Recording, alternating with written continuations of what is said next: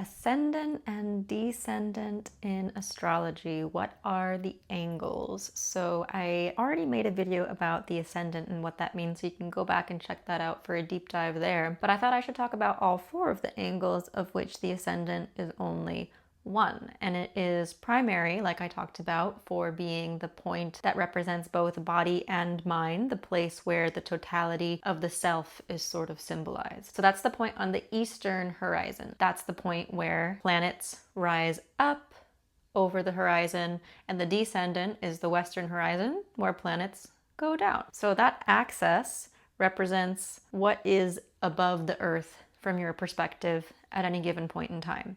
So anything underneath of the ascendant descendant axis will represent what is beneath the earth or hidden. Conversely, we have the MC, the midheaven, and the IC, which is directly opposite that. So those 2 points represent what is directly overhead at a given point in time, what's the highest point in the sky.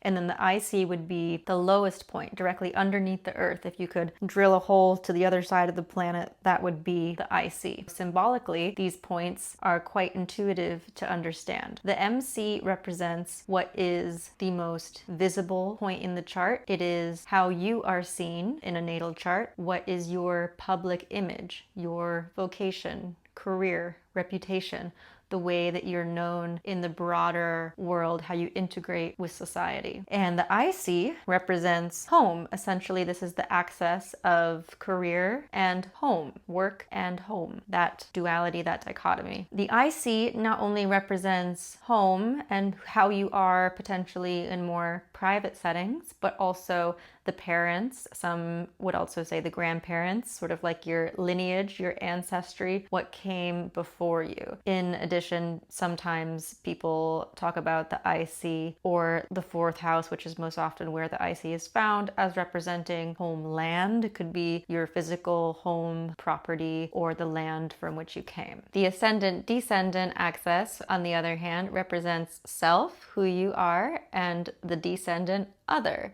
which represents relationships, marriage, partnership, that sort of thing. We have potentially in the seventh house and the descendant, this point represents potentially your marriage partner. It could also represent business partnerships. It's not so much friendship. There's a different place on the chart that represent friendship, but more of those kind of legally, seriously binding relationships.